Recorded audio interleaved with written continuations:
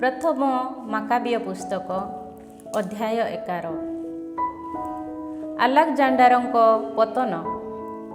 ଏହାପରେ ଇଜିପ୍ଟର ରାଜା ସମୁଦ୍ର ଉପକୂଳସ୍ଥ ବାଲୁକା ସଦୃଶ ଏକ ସଂଖ୍ୟାଧିକ ସୈନ୍ୟ ସଂଗ୍ରହ କଲେ ଓ ଅନେକ ଜାହାଜ ନିର୍ମାଣ କଲେ। ଆଲେକଜାଣ୍ଡାରଙ୍କ ରାଜ୍ୟକୁ କୌଶଳରେ ଅଧିକାର କରି ତାହା ନିଜର ରାଜ୍ୟ ସହ ସଂଯୁକ୍ତ କରିବା ପାଇଁ ସେ ଚେଷ୍ଟା କଲେ। ଶାନ୍ତିପୂର୍ଣ୍ଣ ବାର୍ତ୍ତାଳାପ କରି ସେ ସିରିଆକୁ ଯାତ୍ରା କଲେ। ନଗରୀ ସମୂହବାସୀମାନେ ଦ୍ୱାର ଖୋଲି ତାଙ୍କୁ ସ୍ୱାଗତ ଜଣାଇବା ପାଇଁ ଆସିଲେ, କାରଣ ସେ ଆଲେକଜାଣ୍ଡାରଙ୍କର ଶ୍ୱଶୁର ଥିବା ଯୋଗୁଁ ରାଜା ଆଲେକଜାଣ୍ଡାର ତାଙ୍କୁ ସ୍ୱାଗତ ଜଣାଇବା ପାଇଁ ସେମାନଙ୍କୁ ଆଦେଶ ଦେଇଥିଲେ। କିନ୍ତୁ ଟଲେମୀ ନଗରୀଗୁଡ଼ିକରେ ପ୍ରବେଶ କରି ତନ୍ମଧ୍ୟରେ ପ୍ରହରୀ ସେମାନଙ୍କୁ ରଖିଲେ। ସେ ଆଶୋତୋସକୁ ଆସି ପହଞ୍ଚିବା ବେଳେ ଦାଗନର ଦଗ୍ଧୀଭୂତ ମନ୍ଦିର ବିଧ୍ୱସ୍ତାବସ୍ଥାରେ ପରିତ୍ୟକ୍ତ ଆଶୋତୋସ ଓ ତାହାର ଚତୁର୍ଦିଗସ୍ଥ ପ୍ରଦେଶ ଇତସ୍ତତ ବିକ୍ଷିପ୍ତ ହୋଇ ରହିଥିବା ମୃତ ଶରୀର ସମୂହ ଓ ଯୁଦ୍ଧରେ ଜୋନାଥନଙ୍କ ଦ୍ୱାରା ଦଗ୍ଧ କରାଯାଇ ଅଙ୍ଗାର ପରିଣତ ମୃତ ଶରୀରକୁ ସେମାନେ ତାଙ୍କୁ ଦେଖାଇଲେ, କାରଣ ସେମାନେ ତାଙ୍କର ଯାତ୍ରା ପଥରେ ସେହି ମୃତ ଶରୀର ଗୁଡ଼ିକୁ ଗଦା କରିଥିଲେ। ଜୋନାଥନଙ୍କ ବିରୁଦ୍ଧରେ ଅଭିଯୋଗ କରିବା ଉଦ୍ଦେଶ୍ୟରେ ସେମାନେ ତାଙ୍କୁ ଜୋନାଥନଙ୍କ ଦ୍ୱାରା ସମ୍ପାଦିତ କାର୍ଯ୍ୟ ବିଷୟ ମଧ୍ୟ ଅବଗତ କରାଇଲେ, କିନ୍ତୁ ରାଜା ମୌନ ରହିଲେ। ଜୋନାଥନ ଜପ୍ପାକୁ ଯାଇ ରାଜାଙ୍କୁ ଆଡ଼ମ୍ବର ପୂର୍ବକ ଗ୍ରହଣ କଲେ ଓ ଉଭୟ ପରସ୍ପରକୁ ଅଭିବାଦନ ଜଣାଇଲେ। ତତ୍ପରେ ସେମାନେ ସେଠାରେ ରାତ୍ରି ଯାପନ କଲେ।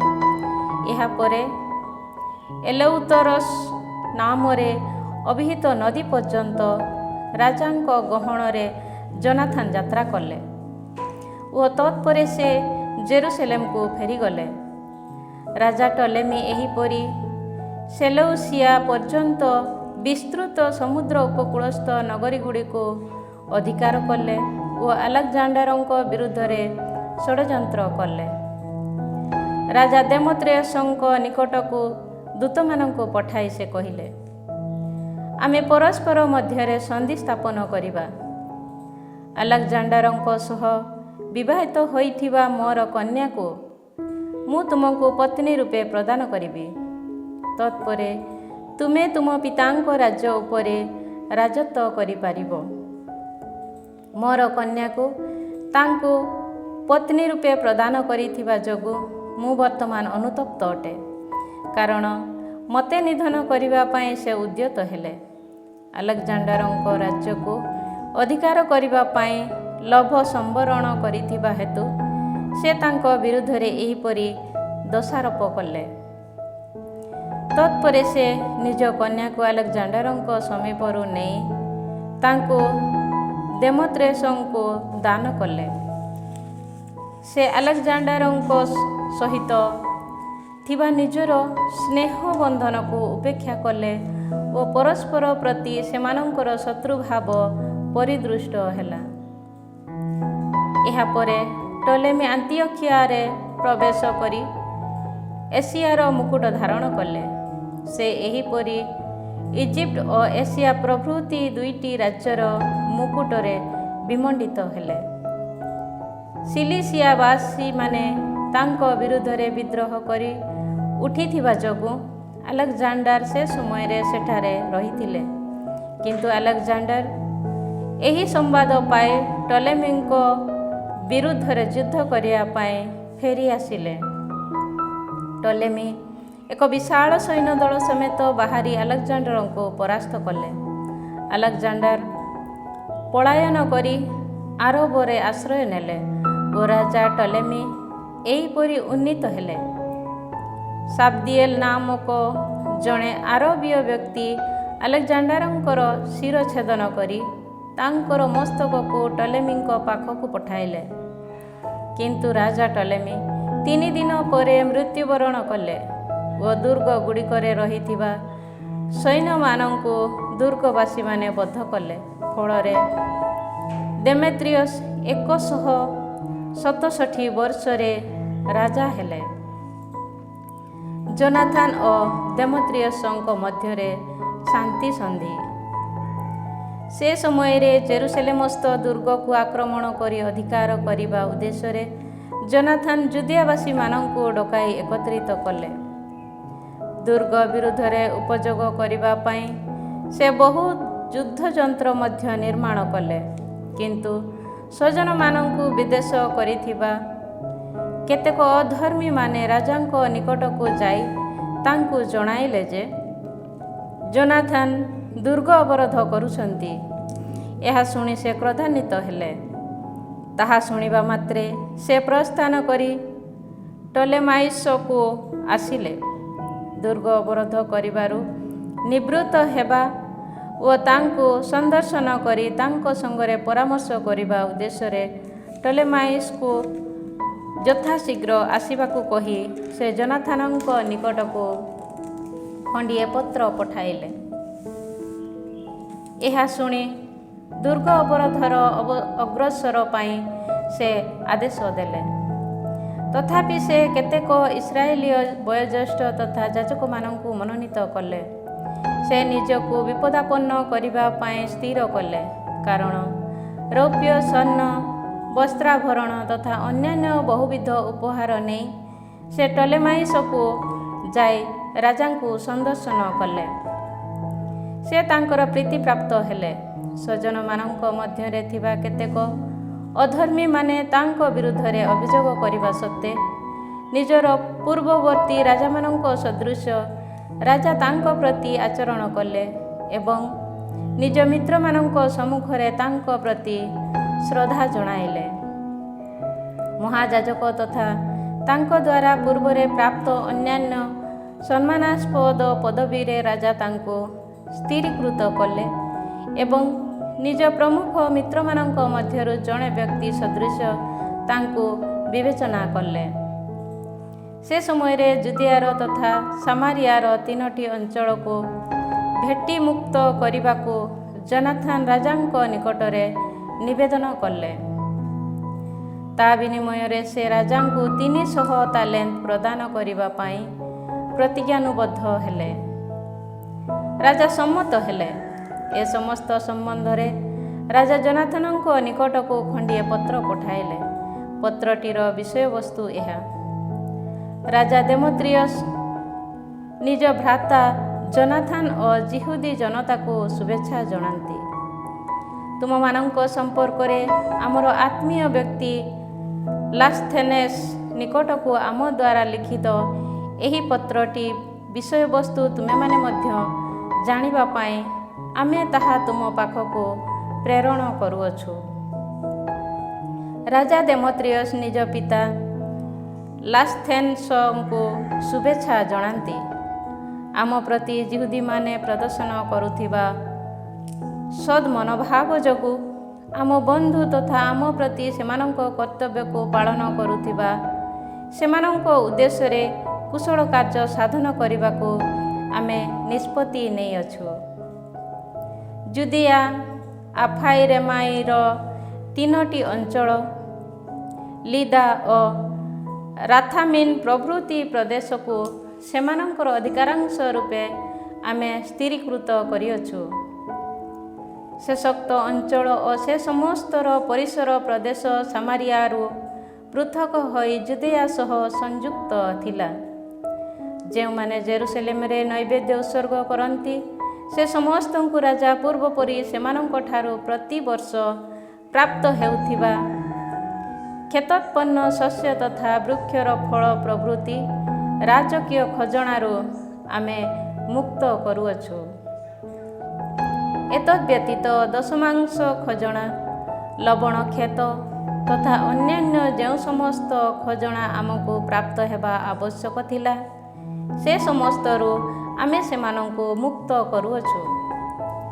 ଏପରି ଅନୁଦାନଗୁଡ଼ିକ ମଧ୍ୟରୁ ଗୋଟିଏ ସୁଦ୍ଧା ବର୍ତ୍ତମାନ ଠାରୁ ଆଉ କେବେ ହେଁ ରଦ୍ଦ କରାଯିବ ନାହିଁ। ସୁତରାଂ ଏହି ପତ୍ରଟିର ଏକ ନକଲ ପ୍ରସ୍ତୁତ କରି ଜନାଥନଙ୍କୁ ସମର୍ପଣ କରିବାକୁ ମନୋଯୋଗୀ ହୁଅ ଓ ପବିତ୍ର ପର୍ବତ ଉପରେ ଦୃଶ୍ୟମାନ ଗୋଟିଏ ସ୍ଥାନରେ ତାହା ରଖ।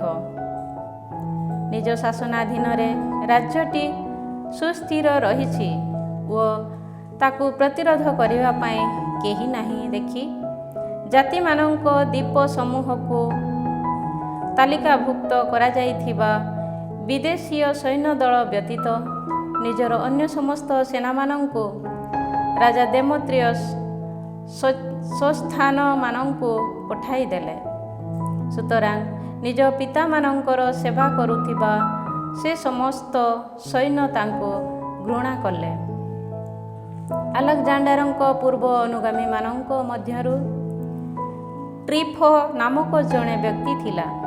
ଦେମେତ୍ରିୟସଙ୍କ ବିରୁଦ୍ଧରେ ସୈନ୍ୟଦଳ ଯେ ଅଭିଯୋଗ କରୁଛନ୍ତି ଏହା ଦେଖି ଆଲେକଜାଣ୍ଡାରଙ୍କ ଯୁବା ପୁତ୍ର ଆନ୍ତିଓଖସଙ୍କୁ ପ୍ରତିପାଳନ କରୁଥିବା ଇମାଲକୁ ନାମକ ଜଣେ ଆରବୀୟଙ୍କ ନିକଟକୁ ସେ ଗଲା। ନିଜ ପିତାଙ୍କ ପରିବର୍ତ୍ତେ ଆନ୍ତିଓଖସ୍ ଯେପରି ରାଜା ହୁଅନ୍ତି ସେଥି ସକାଶେ ତାଙ୍କୁ ନିଜ ହସ୍ତରେ ସମର୍ପଣ କରିବା ପାଇଁ ଟ୍ରିଫୋ ଜରୁରୀ ଦାବି ଜଣାଇଲେ। ଦେମେତ୍ରିୟସଙ୍କ ଦ୍ୱାରା ସମ୍ପାଦିତ କାର୍ଯ୍ୟ ଓ ତାଙ୍କର ସୈନ୍ୟଦଳ ତାଙ୍କୁ ଘୃଣା କରୁଥିବା ବିଷୟ ମଧ୍ୟ ସେ ଇମାଲକୁଏଲକୁ ଜଣାଇଲା।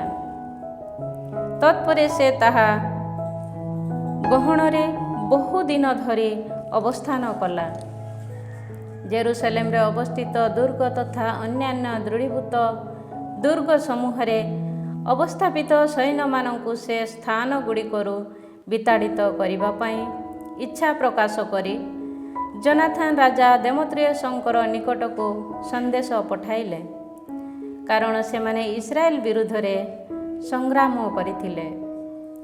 ତହୁଁ ଦେମେତ୍ରିୟସ୍ ଜନାଥନଙ୍କ ପାଖକୁ ଏହି ସନ୍ଦେଶ ପଠାଇଲେ, ତୁମ ଓ ତୁମ ଜନତା ପାଇଁ କେବଳ ଏହା ମାତ୍ର ନୁହେଁ, ବରଂ ସୁଯୋଗ ପାଇବା ସମୟରେ ତୁମ ଓ ତୁମ ଜନତାକୁ ମୁଁ ଅଧିକ ସମ୍ମାନାସ୍ପଦ କରିବି। ମୋର ସୈନ୍ୟଦଳ ମୋ ବିରୁଦ୍ଧରେ ବିଦ୍ରୋହ କରି ଉଠିଥିବା ହେତୁ ତୁମେ ଯଦି ମୋତେ ସାହାଯ୍ୟ କରିବା ପାଇଁ ଲୋକମାନଙ୍କୁ ପଠାଇବ ତେବେ ତାହା ମୋ ପ୍ରତି ଉତ୍ତମ ପ୍ରତିଦାନ ରୂପେ ବିବେଚିତ ହେବ। ତଦନୁଯାୟୀ ଜନାଥନ 3000 ଯୁଦ୍ଧ ପ୍ରବୀଣ ବ୍ୟକ୍ତିମାନଙ୍କୁ ଆନ୍ତିଓଖସଙ୍କୁ ପଠାଇଲେ। ସେମାନେ ନଗରୀକୁ ଆସିବା ବେଳେ ରାଜା ସେମାନଙ୍କର ଆଗମନ ଯୋଗୁଁ ଆନନ୍ଦିତ ହେଲେ। ସେ ସମୟରେ ରାଜାଙ୍କୁ ବଦ୍ଧ କରିବା ପାଇଁ 1,20,000 ନଗରୀବାସୀମାନେ ନଗରୀରେ ସମବେତ ହେଲେ। କିନ୍ତୁ ରାଜା ରାଜପ୍ରାସାଦ ମଧ୍ୟରେ ଆଶ୍ରୟ ନେଲେ। ତହୁଁ ନଗରୀବାସୀମାନେ ନଗରୀ ମଧ୍ୟବର୍ତ୍ତୀ ମୁଖ୍ୟ ରାସ୍ତାଗୁଡ଼ିକୁ ଅଧିକାର କରି ଯୁଦ୍ଧ କରିବାକୁ ଆରମ୍ଭ କଲେ। ସୁତରାଂ ରାଜା ଯିହୁଦୀମାନଙ୍କୁ ନିଜର ସାହାଯ୍ୟ ହେବା ପାଇଁ ଡାକିଲେ। ସେମାନେ ଆସି ନଗରୀ ସାରା ବିସ୍ତୃତ ହେଲେ। ତତ୍ପରେ ସେମାନେ ସେହି ଦିନରେ ପ୍ରାୟ 1,00,000 ବ୍ୟକ୍ତିଙ୍କୁ ସଂହାର କଲେ। ସେମାନେ ନଗରୀକୁ ଦଗ୍ଧ କରି ସେହି ଦିନ ଅତ୍ୟଧିକ ଲୁଣ୍ଠିତ ଦ୍ରବ୍ୟ କରାୟତ୍ତ କଲେ ଓ ଏହିପରି ରାଜାଙ୍କୁ ରକ୍ଷା କଲେ। ଯିହୁଦୀମାନେ ନଗରୀଟିକୁ ଅଧିକାର କରି ତାହା ଉପରେ ଯେ ସ୍ୱଚ୍ଛା ମୁତାବକ କର୍ତ୍ତୃତ୍ୱ ବିସ୍ତାର କରନ୍ତି, ନଗରୀବାସୀମାନେ ଏହା ଦେଖି ହତୋତ୍ସାହ ହେଲେ ଓ ସେମାନେ କ୍ରନ୍ଦନପୂର୍ବକ ରାଜାଙ୍କ ସମ୍ମୁଖରେ ନିବେଦନ କଲେ, ଆମକୁ ଶାନ୍ତି ପ୍ରଦାନ କର ଏବଂ ଯିହୁଦୀମାନଙ୍କୁ ଆମ ଓ ଆମ ନଗରୀ ବିରୁଦ୍ଧରେ ଯୁଦ୍ଧ କରିବାରୁ ସ୍ଥଗିତ କରାଅ। ସେମାନେ ନିଜ ଅସ୍ତ୍ରଶସ୍ତ୍ର ଉପେକ୍ଷା କରି ଶାନ୍ତି ସନ୍ଧି ସ୍ଥାପନ କଲେ। ରାଜା ଓ ତାଙ୍କର ରାଜ୍ୟବାସୀ ଲୋକମାନଙ୍କ ସମ୍ମୁଖରେ ଯିହୁଦୀମାନେ ଗୌରବମଣ୍ଡିତ ହେଲେ। ଏହାପରେ ଅତ୍ୟଧିକ ଲୁଣ୍ଠିତ ଦ୍ରବ୍ୟ ସଙ୍ଗରେ ନେଇ ସେମାନେ ଜେରୁସାଲେମକୁ ଫେରିଗଲେ। ସୁତରାଂ ଦେମେତ୍ରିୟସ୍ ନିଜ ରାଜ୍ୟର ସିଂହାସନରେ ଆସୀନ ହୋଇ ପୂର୍ବ ଭଳି ରାଜୁତି କରିବାକୁ ଆରମ୍ଭ କଲେ ଓ ତାଙ୍କର ଶାସନାଧୀନରେ ଦେଶ ମଧ୍ୟରେ ଶାନ୍ତି ବିରାଜିଲା। ଦେମେତ୍ରିୟସଙ୍କ ବିରୁଦ୍ଧରେ ଜନାଥନଙ୍କ ପ୍ରତିରୋଧ। କିନ୍ତୁ ଦେମେତ୍ରିୟସ ଯିହୁଦୀମାନଙ୍କ ନିକଟରେ ପ୍ରତିଜ୍ଞାବଦ୍ଧ ହୋଇଥିବା ନିଜର ସମସ୍ତ ବାକ୍ୟ ଲଙ୍ଘନ କଲେ। ସେ ଜନାଥନଙ୍କ ପ୍ରତି ସ୍ନେହ ବନ୍ଧନରୁ ବଞ୍ଚିତ ହେଲେ ଓ ଜନାଥନ ତାଙ୍କ ପ୍ରତି କରିଥିବା ସମସ୍ତ ଆନୁକୂଲ୍ୟ କାର୍ଯ୍ୟ ପ୍ରତି ସେ କୌଣସି ପ୍ରତିଦାନ ଦେଲେ ନାହିଁ, ବରଂ ତାଙ୍କୁ ଅତ୍ୟଧିକ ନିର୍ଯାତିତ କଲେ। ଏହାପରେ ବାଳକ ଆନ୍ତିଓଖସଙ୍କ ଗହଣରେ ଟ୍ରିଫୋସ୍ ଫେରି ଆସିଲା। ଆନ୍ତିଓଖସ ମୁକୁଟ ଧାରଣ କରି ରାଜତ୍ୱ କରିବାକୁ ଆରମ୍ଭ କଲେ। ଦେମେତ୍ରିୟସ ବିଦାୟ ଦେଇଥିବା ସୈନ୍ୟଦଳ ଆନ୍ତିଓଖସଙ୍କ ସହ ସମବେତ ହୋଇ ଦେମେତ୍ରିୟସଙ୍କ ବିରୁଦ୍ଧରେ ଯୁଦ୍ଧ କଲେ ଓ ପରାଜିତ ହୋଇ ପଳାୟନ କଲେ। ଟ୍ରିଫୋ ଗଜଗୁଡ଼ିକୁ ହସ୍ତଗତ କରି ଆନ୍ତିଓଖିଆକୁ ଅଧିକାର କଲା। ସେ ସମୟରେ ଯୁବା ଆନ୍ତିଓଖସ ଜନାଥନଙ୍କ ନିକଟକୁ ଏହିପରି ପତ୍ର ଲେଖି ପଠାଇଲେ। ମୁଁ ତୁମକୁ ମହାଯାଜକୀୟ ପଦବୀରେ ସ୍ଥିରୀଭୂତ କରି ସେହି 4 ଅଞ୍ଚଳର ଅଧିକାର ରୂପେ ନିଯୁକ୍ତ କରେ। ରାଜାଙ୍କ ମିତ୍ରମାନଙ୍କ ମଧ୍ୟରୁ ଜଣେ ବ୍ୟକ୍ତି ସଦୃଶ ମୁଁ ତୁମକୁ ବିବେଚନା କରେ। ତାଙ୍କ ନିକଟକୁ ଗୋଟିଏ ସୁବର୍ଣ୍ଣ ଥାଳି ଓ ଅନ୍ୟାନ୍ୟ ଭୋଜନ ଉପକରଣ ସବୁ ରାଜା ପଠାଇଲେ ଏବଂ ସୁବର୍ଣ୍ଣ ତାଟିଆରୁ ପାନ କରିବା ଓ ବାଇଗଣୀ ବସ୍ତ୍ର ତଥା ସୁବର୍ଣ୍ଣ କଟିବନ୍ଧନୀ ପରିହିତ ହେବାର ଅଧିକାର ପ୍ରଦାନ କଲେ। ଜନାଥନଙ୍କ ସହୋଦର ସିମୋନଙ୍କୁ ତୀର ପ୍ରଦେଶରେ ଲାଦେରଠାରୁ ଇଜିପ୍ଟର ସୀମା ସରହଦ ପର୍ଯ୍ୟନ୍ତ ବ୍ୟାପ୍ତ ଅଞ୍ଚଳର ଦେଶାଧିପତି ରୂପେ ସେ ନିଯୁକ୍ତି ପ୍ରଦାନ କଲେ। ସେ ସମୟରେ ଜନାଥନ ପ୍ରସ୍ଥାନ କରି ନଦୀଟିର ଅପର ପାର୍ଶ୍ୱସ୍ଥ ପ୍ରଦେଶ ତଥା ନଗରୀଗୁଡ଼ିକୁ ଦର୍ଶନ କରି ଯାତ୍ରା କଲେ। ସିରିଆର ସୈନ୍ୟଦଳ ତାଙ୍କ ସହ ମିତ୍ରରାଷ୍ଟ୍ର ସଦୃଶ ସମ୍ମିଳିତ ହେଲେ। ଆସ୍କେଲନଠାରେ ଆସି ପହଞ୍ଚିବା ବେଳେ ନଗରୀବାସୀମାନେ ତାଙ୍କୁ ସ୍ୱାଗତ ଜଣାଇ ତାଙ୍କ ପ୍ରତି ଶ୍ରଦ୍ଧା ଜଣାଇଲେ। ସେ ସ୍ଥାନରୁ ସେ ଗାସାକୁ ଯାତ୍ରା କଲେ, କିନ୍ତୁ ନଗରୀବାସୀମାନେ ନଗରୀ ଦ୍ୱାରକୁ ତାଙ୍କ ବିରୁଦ୍ଧରେ ରୁଦ୍ଧ କଲେ। ସୁତରାଂ ସେ ତାହା ଆକ୍ରମଣ କରି ତାହାର ସନ୍ନିକଟ ପ୍ରଦେଶଗୁଡ଼ିକୁ ଅଗ୍ନିରେ ଦଗ୍ଧ କଲେ ଓ ସେ ସମସ୍ତକୁ ଲୁଣ୍ଠନ କଲେ। ସେ ସମୟରେ ଗାସାବାସୀମାନେ ଜନାଥନଙ୍କ ନିକଟରେ ନିବେଦନ କଲେ ଓ ସେ ସେମାନଙ୍କ ସହ ଶାନ୍ତି ସନ୍ଧି ସାଲିସ କଲେ। ସେମାନଙ୍କର ଶାସକମାନଙ୍କ ପୁତ୍ରମାନଙ୍କୁ ପଣ ସ୍ୱରୂପ ବନ୍ଦୀ କରି ସେ ସେମାନଙ୍କୁ ଜେରୁସଲେମକୁ ପଠାଇଲେ। ସେଠାରୁ ସେ ଦାମାସ୍କସ ପର୍ଯ୍ୟନ୍ତ ବିସ୍ତୃତ ଦେଶ ତମାମ ଯାତ୍ରା କଲେ। ଏହାପରେ ଜନାଥନ ଶୁଣିବାକୁ ପାଇଲେ ଯେ ନିଜକୁ ଅଧିକାରଚ୍ୟୁତ କରିବା ଉଦ୍ଦେଶ୍ୟରେ ଦେମେତ୍ରିୟସଙ୍କ ସେନାପତିମାନେ ଏକ ବିରାଟ ସୈନ୍ୟଦଳ ସମେତ ଗାଲିଲିସ୍ଥ କାଦେଶକୁ ଆସିଛନ୍ତି। ନିଜ ସହୋଦର ସିମୋନଙ୍କୁ ଦେଶ ମଧ୍ୟରେ ପରିତ୍ୟାଗ କରି ଜନାଥନ ସେମାନଙ୍କୁ ବିରୋଧ କରିବା ପାଇଁ ଯାତ୍ରା କଲେ। ସିମୋନ ବେତ୍‌ସୁର ବିରୁଦ୍ଧରେ ଛାଉଣି ପକାଇ ବହୁଦିନ ଧରି ତାହା ବିରୁଦ୍ଧରେ ସଂଗ୍ରାମ କଲେ ଓ ତାକୁ ଅବରୋଧ କଲେ। ତତ୍ପରେ ସେମାନେ ଶାନ୍ତି ସନ୍ଧି ସାଲିସ କରିବାକୁ ତାଙ୍କୁ ଭିକ୍ଷା କଲେ ଓ ସେ ସେଥିପାଇଁ ସମ୍ମତ ହେଲେ। ସେ ସେମାନଙ୍କୁ ସେଠାରୁ ବହିଷ୍କୃତ କରି ନଗରୀଟିକୁ ଅଧିକାର କଲେ ଓ ସେଠାରେ ଗୋଟିଏ ପ୍ରହରୀ ସୈନ୍ୟଦଳ ରଖିଲେ। ଜନାଥନ ଓ ତାଙ୍କର ସୈନ୍ୟଦଳ ଜେନେସାରେଥ ଜଳାଶୟ ସମୀପରେ ଛାଉଣି ପକାଇ ପ୍ରଭାତରେ ହାସର ସମତଳ ପ୍ରଦେଶକୁ ଯାତ୍ରା କଲେ। ବିଦେଶୀ ସୈନ୍ୟଦଳ ସମତଳ ଅଞ୍ଚଳରେ ତାଙ୍କୁ ପ୍ରତିରୋଧ କଲେ। ସେମାନେ ତାଙ୍କ ବିରୁଦ୍ଧରେ ପାହାଡ଼ ସମ୍ମୁଖରେ ଛକି ବସିଥିଲେ ଓ ସେମାନେ ତାଙ୍କୁ ମୁହାଁମୁହିଁ ବିରୋଧ କଲେ। ସେ ସମୟରେ ପାହାଡ଼ ସମ୍ମୁଖରେ ଛକି ବସିଥିବା ଲୋକେ ନିଜର ଗୁପ୍ତ ସ୍ଥାନମାନଙ୍କରୁ ବାହାରି ଯୁଦ୍ଧାରମ୍ଭ କଲେ। ଜୋନାଥନଙ୍କ ସମସ୍ତ ଅନୁଗାମୀ ପଳାୟନ କଲେ। ସୈନ୍ୟ ଦଳର ସେନାପତିମାନେ ଅବସାଲୋମଙ୍କ ପୁତ୍ର ମାତାଥିଆସ ଓ କାଲପିଙ୍କ ପୁତ୍ର ଜୁଦାସଙ୍କ ବ୍ୟତୀତ ଅନ୍ୟ କେହି ଅବଶିଷ୍ଟ ହୋଇ ରହିଲେ ନାହିଁ। ଜୋନାଥନ ସପରିହିତ ବସ୍ତ୍ର ଛିନ୍ନ କରି ନିଜ ମସ୍ତକ ଉପରେ ଧୂଳି ଛିଞ୍ଚି ପ୍ରାର୍ଥନା କଲେ। ତତ୍ପରେ ଫେରି ଆସି ଶତ୍ରୁ ବିରୁଦ୍ଧରେ ଯୁଦ୍ଧାରମ୍ଭ କରି ସେମାନଙ୍କୁ ପରାସ୍ତ କଲେ। ସେମାନେ ପଳାୟନ କଲେ।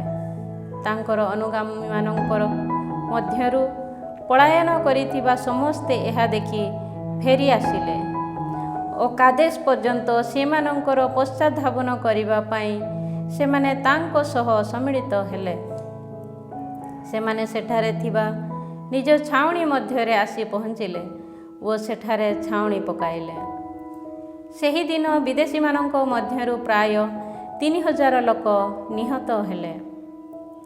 ଏହାପରେ ଜୋନାଥନ ଜେରୁସଲେମକୁ ଫେରିଗଲେ। ଅଧ୍ୟାୟ 12। ସ୍ପାର୍ତା ସହ ସନ୍ଧି ଚୁକ୍ତି।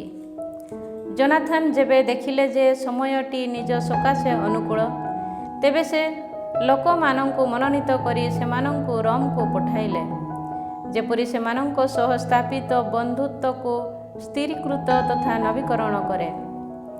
ସେହି ଉଦ୍ଦେଶ୍ୟରେ ସେ ସ୍ପାର୍ତା ଅନ୍ୟାନ୍ୟ ସ୍ଥାନକୁ ମଧ୍ୟ ପତ୍ରଗୁଡ଼ିକ ପଠାଇଲେ। ସେମାନେ ରୋମରେ ଆସି ପହଞ୍ଚି ରାଷ୍ଟ୍ର ପରିଷଦରେ ପ୍ରବେଶ କରି କହିଲେ, ରୋମୀୟମାନଙ୍କ ସହିତ ସାଲିସ ପୂର୍ବ ବନ୍ଧୁତ୍ୱ ତଥା ସନ୍ଧି ଚୁକ୍ତି ନବୀକରଣ କରିବା ପାଇଁ ମହାଯାଜକ ଜୋନାଥନ ଓ ଯିହୁଦୀ ଜନତା ଆମକୁ ପଠାଇଅଛନ୍ତି।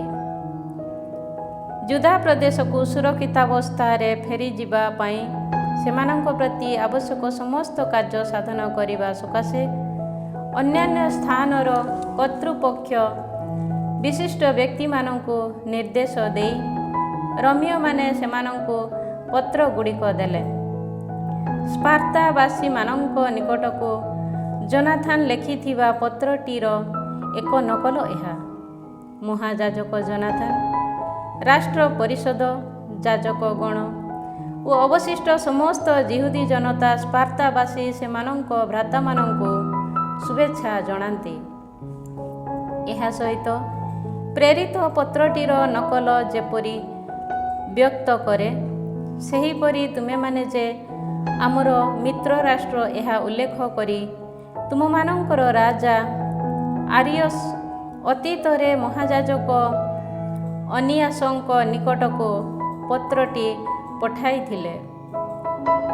ଅନିଆସ ସମ୍ମାନ ପ୍ରଦର୍ଶନ କରି ସେହି ଦୂତମାନଙ୍କୁ ସ୍ୱାଗତ ଜଣାଇଲେ ଓ ଯାହା ଆମ ବନ୍ଧୁତ୍ୱକୁ ସ୍ପଷ୍ଟ ଭାବେ ଘୋଷଣା କରିଥିଲା, ସେହି ପତ୍ରଟି ଗ୍ରହଣ କଲେ।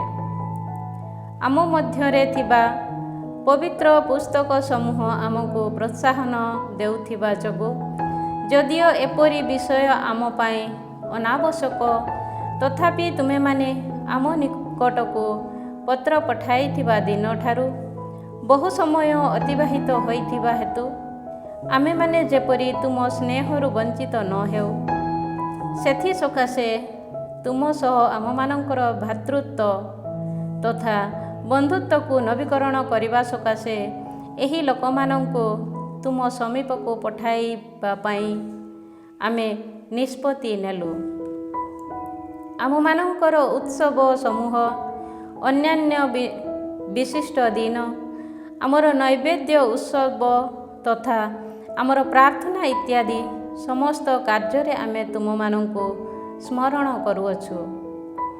କାରଣ ଭ୍ରାତାମାନଙ୍କୁ ସ୍ମରଣ କରିବା ସଠିକ୍ ତଥା ଉଚିତ। ତୁମମାନଙ୍କର ମହତ୍ୱକୁ ସ୍ମରଣ କରି ଆମେ ଆନନ୍ଦିତ ବୋଧ କରୁ। ଆମମାନଙ୍କ ପ୍ରତି ବହୁବିଧ ଯାତନା ତଥା ଯୁଦ୍ଧ ଘଟିଥିଲା। ଚତୁଃପାର୍ଶ୍ୱସ୍ଥ ରାଜାମାନେ ଆମ ବିରୁଦ୍ଧରେ ସଂଗ୍ରାମ କରିଥିଲେ। ଏପରି ଯୁଦ୍ଧ ବିଷୟ ଦିଗରେ ତୁମମାନଙ୍କୁ ଆମର ଅନ୍ୟ ମିତ୍ର ରାଷ୍ଟ୍ର ତଥା ବନ୍ଧୁମାନଙ୍କ ବ୍ୟତିବ୍ୟସ୍ତ କରିବାକୁ ଆମେ ଅନିଚ୍ଛୁକ ଥିଲୁ। କାରଣ ସ୍ୱର୍ଗରୁ ଆଗତ ସାହାଯ୍ୟ ଆମମାନଙ୍କୁ ସମର୍ଥନ କରେ। ଆମେମାନେ ଶତ୍ରୁ ହସ୍ତରୁ ମୁକ୍ତ ହେଲୁ ଓ ଆମ ଶତ୍ରୁମାନେ ଅବନମିତ ହେଲେ। ସୁତରାଂ ଆମେମାନେ ଆନ୍ତିଓଖସର ପୁତ୍ର ନୁମେନିୟସ୍ ଓ ଜାସନର ପୁତ୍ର ଆନ୍ତିପାଥରଙ୍କୁ ମନୋନୀତ କରି ରୋମୀୟମାନଙ୍କ ସହ ସାଲିସ୍ ଆମର ପୂର୍ବ ବନ୍ଧୁତ୍ୱ ତଥା ସନ୍ଧିକୁ ନବୀକରଣ କରିବା ନିମନ୍ତେ ସେମାନଙ୍କୁ ରୋମକୁ ପଠାଇଅଛୁ। ତୁମମାନଙ୍କ ନିକଟକୁ ମଧ୍ୟ ଯାଇ ତୁମମାନଙ୍କୁ ଶୁଭେଚ୍ଛା ଜଣାଇବା ଓ ଆମର ଭାତୃତ୍ୱ ନବୀକରଣ କରିବା ଉଦ୍ଦେଶ୍ୟରେ ଏହି ପତ୍ରଟିକୁ ତୁମ ହସ୍ତରେ ସମର୍ପଣ କରିବା ପାଇଁ ମଧ୍ୟ ଆମେ ସେମାନଙ୍କୁ ଆଦେଶ ଦେଇଅଛୁ। ବର୍ତ୍ତମାନ ଏହା ପ୍ରତି ଗୋଟିଏ ଉତ୍ତର ଦେବା ପାଇଁ ସଦୟ ହୁଅ। ଅନିଆସଙ୍କ ନିକଟକୁ ସେମାନଙ୍କ ଦ୍ୱାରା ପ୍ରେରିତ ପତ୍ରଟିର ଏକ ନକଲ ଏହା।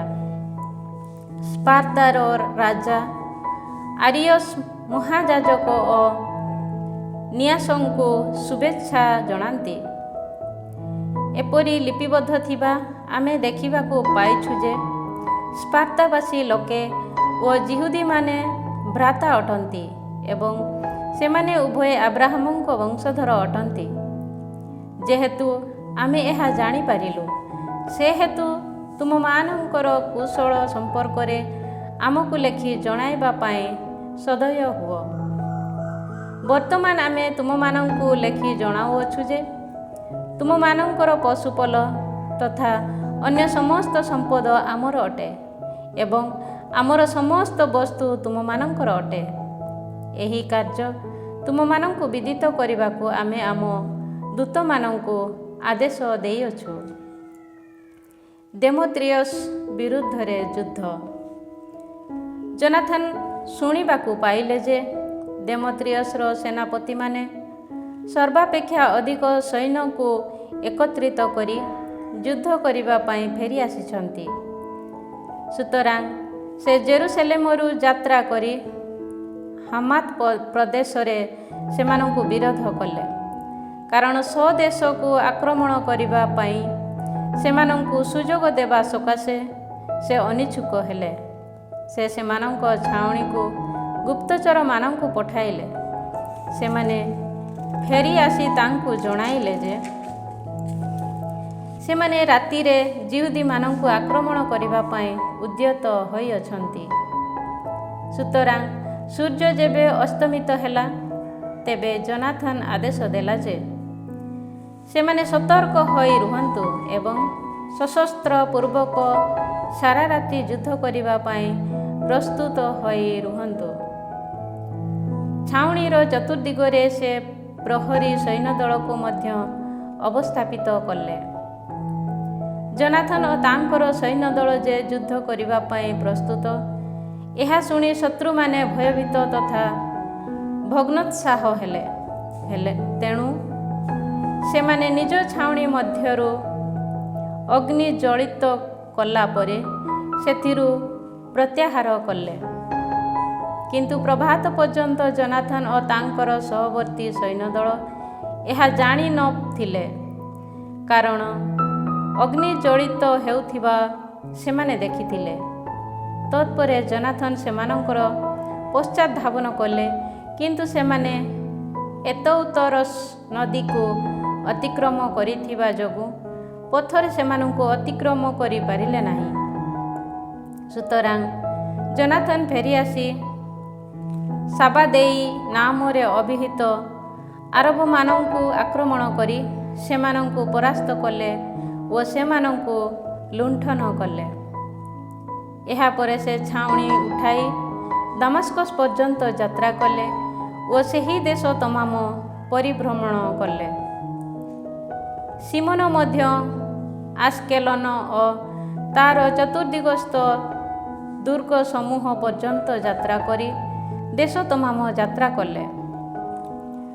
ଜପ୍ପାର ସନ୍ନିକଟ ହୋଇ ସେ ତାହାକୁ ଅତର୍କିତ ଭାବେ ଆକ୍ରମଣ କଲେ ଓ ତାହାକୁ ଅଧିକାର କଲେ, କାରଣ ସେ ଶୁଣିବାକୁ ପାଇଥିଲେ ଯେ ଦେମେତ୍ରିୟସଙ୍କ ଦ୍ୱାରା ପ୍ରେରିତ ସୈନ୍ୟ ହସ୍ତରେ ଦୁର୍ଗକୁ ସମର୍ପଣ କରିବା ପାଇଁ ସେମାନେ ପ୍ରସ୍ତୁତ। ନଗରୀଟିର ପ୍ରତିରକ୍ଷା ପାଇଁ ସେ ସେଠାରେ ଗୋଟିଏ ପ୍ରହରୀ ସୈନ୍ୟଦଳକୁ ସ୍ଥାପନ କଲେ।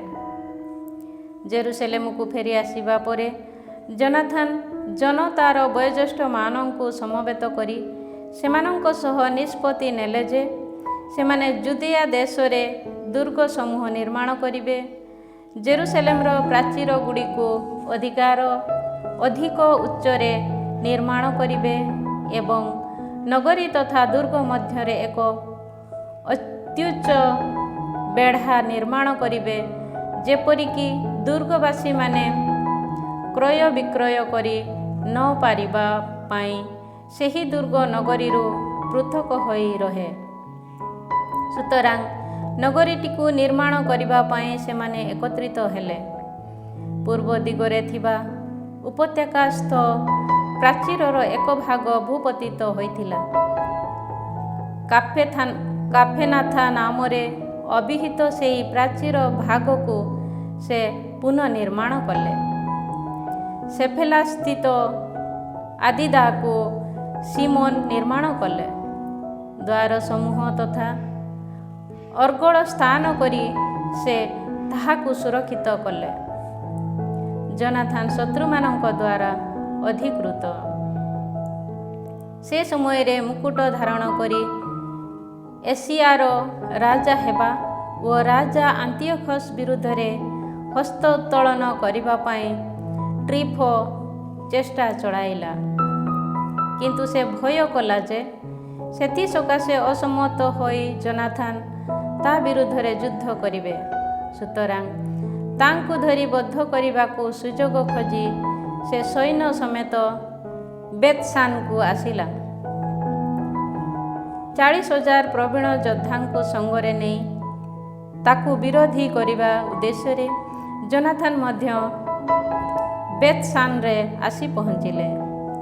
ଟ୍ରିଫା ଯେବେ ଦେଖିଲା ଯେ ଜୋନାଥନ ଗୋଟିଏ ବିରାଟ ସୈନ୍ୟ ସହିତ ଆସିଛନ୍ତି, ତେବେ ତାଙ୍କ ବିରୋଧରେ ନିଜ ହସ୍ତକୁ ଉତ୍ତୋଳନ କରିବା ପାଇଁ ଟ୍ରିଫା ଭୀତ ହେଲା। ସୁତରାଂ ଟ୍ରିଫା ତାଙ୍କୁ ସମ୍ମାନ ପ୍ରଦର୍ଶନ କରି ଗ୍ରହଣ କଲା ଓ ନିଜର ମିତ୍ରମାନଙ୍କ ସମ୍ମୁଖରେ ତାଙ୍କର ପ୍ରଶଂସା ଗାନ କଲା। ସେ ପୁଣି ତାଙ୍କୁ ବହୁବିଧ ଉପହାର ପ୍ରଦାନ କଲା ଏବଂ ତାର ମିତ୍ରଗଣ ତଥା ସୈନ୍ୟଦଳ ଯେପରି ତାର ଆଦେଶର ଅନୁଗତ ହୁଅନ୍ତି, ସେହିପରି ସେମାନେ ଜୋନାଥନଙ୍କ ଆଦେଶର ଆଜ୍ଞାବହ ହେବା ପାଇଁ ସେ ସେମାନଙ୍କୁ ଆଦେଶ ଦେଲା। ତତ୍ପରେ ସେ ଜୋନାଥନଙ୍କୁ କହିଲା, ଆମେ ଯେବେ ପରସ୍ପର ମଧ୍ୟରେ ସଂଗ୍ରାମ କରୁନାହୁଁ, ତେବେ ତୁମେ ଏକାକୀ ଏ ସମସ୍ତ ଲୋକମାନଙ୍କୁ ଏଭଳି କ୍ଳାନ୍ତ କରାଉଛ। ତୁମ ଗହଣରେ ରହିବା ପାଇଁ କେବଳ ଅଳ୍ପ ବ୍ୟକ୍ତିମାନଙ୍କୁ ମନୋନୀତ କର ଓ ଅନ୍ୟ ସମସ୍ତେ ଯେପରି ସେମାନଙ୍କ ଗୃହକୁ ଫେରିଯାଆନ୍ତି, ସେଥିସକାଶେ ସେମାନଙ୍କୁ ବିଦାୟ ଦିଅ। ତତ୍ପରେ ମୋ ସହ ଟଲେମାଇସକୁ ଆସ, ତାହା ଅନ୍ୟ ଦୁର୍ଗ ସମୂହ ଅବଶିଷ୍ଟ ସୈନ୍ୟ ତଥା ସେନାପତିମାନଙ୍କୁ ମୁଁ ତୁମ ହସ୍ତରେ ସମର୍ପଣ କରିବି। ଏହାପରେ ବୁଲିପଡ଼ି ମୁଁ ନିଜ ଗୃହକୁ ଫେରିଯିବି। ଏଥିସକାଶେ ମୁଁ ଏଠାକୁ ଆସିଅଛି। ଜୋନାଥନ ତାଙ୍କୁ ବିଶ୍ୱାସ କରି ତାର କଥା ଅନୁସାରେ ସମସ୍ତ କାର୍ଯ୍ୟ ସାଧନ କଲେ। ସେ ନିଜର ସୈନ୍ୟ ଦଳକୁ ବିଦାୟ ଦେଲେ ଓ ସେମାନେ ଯୁଦାକୁ ଫେରିଗଲେ। କେବଳ 3,000 ଲୋକଙ୍କୁ ସେ ନିଜ ସଙ୍ଗରେ ରଖିଲେ। ସେମାନଙ୍କ ମଧ୍ୟରୁ 2,000 ସୈନ୍ୟକୁ ସେ ଗାଲିଲୀରେ ଅବସ୍ଥାନ କରାଇଲେ ଓ 1,000 ବ୍ୟକ୍ତି ତାଙ୍କ ସହ ଯାତ୍ରା କଲେ। କିନ୍ତୁ ଜୋନାଥନ ଟଲେମାଇସ ନଗରୀକୁ ଆସିବା କ୍ଷଣି ସେ ସ୍ଥାନର ଲୋକେ ନଗରୀଟିର ଦ୍ୱାରଗୁଡ଼ିକୁ ରୁଦ୍ଧ କରି ତାଙ୍କୁ ଅଧିକାର କଲେ ଓ ତାଙ୍କ ସହ ଆସିଥିବା ସମସ୍ତଙ୍କୁ ଖड्गରେ ନିଧନ କଲେ। ଜୋନାଥନଙ୍କର ସୈନ୍ୟ ଦଳକୁ ବିନାଶ କରିବା ପାଇଁ ଟ୍ରିଫା ଗାଲିଲି ତଥା ମହାସମତଳ ପ୍ରଦେଶକୁ ନିଜର ସୈନ୍ୟ ତଥା ଅଶ୍ୱାରୋହୀମାନଙ୍କୁ ପଠାଇଲା। କିନ୍ତୁ ସେମାନେ ବୁଝିପାରିଲେ ଯେ ଜୋନାଥନ ଅଧିକୃତ ହୋଇଛନ୍ତି ଓ ତାଙ୍କ ସହ ଯାତ୍ରା କରିଥିବା ଲୋକମାନଙ୍କ ସହିତ ସେ ବିନଷ୍ଟ ହୋଇଛନ୍ତି। ତେଣୁ ସେମାନେ ପରସ୍ପରକୁ ପ୍ରୋତ୍ସାହନ ଦେଇ ଯୁଦ୍ଧ ପ୍ରସ୍ତୁତ ଦଳରେ ରହି ଯାତ୍ରା କଲେ। ସେମାନେ ଯେ ନିଜ ନିଜର ଜୀବନ ରକ୍ଷା ପାଇଁ ସମର କରିବାକୁ ପ୍ରସ୍ତୁତ, ଏହା ଦେଖି ସେମାନଙ୍କର ପଶ୍ଚାତଧାବନକାରୀମାନେ ଫେରିଗଲେ। ଏହିପରି ସେମାନେ ସୁରକ୍ଷିତାବସ୍ଥାରେ ଯୁଦାରେ ଆସି ପହଞ୍ଚିଲେ। ଜୋନାଥନ ଓ ତାଙ୍କର ସହଗାମୀମାନଙ୍କୁ ସ୍ମରଣ କରି ସେମାନେ ଅତ୍ୟଧିକ ଭୀତ ହେଲେ ଓ ସମଗ୍ର ଇସ୍ରାଏଲ ସେମାନଙ୍କ ପାଇଁ ଗଭୀର ଶୋକ ପ୍ରକାଶ କଲେ। ଚତୁଃପାର୍ଶ୍ୱସ୍ଥ ଜାତିସମୂହ ସେମାନଙ୍କୁ ବିନାଶ କରିବା ପାଇଁ ଉଦ୍ୟତ ହେଲେ, କାରଣ ସେମାନେ କହିଲେ, ସେମାନଙ୍କର କୌଣସି ନେତା କିମ୍ବା ସହାୟକ ନାହାନ୍ତି। ସୁତରାଂ ସେମାନଙ୍କ ବିରୁଦ୍ଧରେ ଯୁଦ୍ଧ କରି ମାନବ ଜାତି ମଧ୍ୟରୁ ସେମାନଙ୍କର ସ୍ମୃତିକୁ ଆମେ ପୋଛିଦେବା।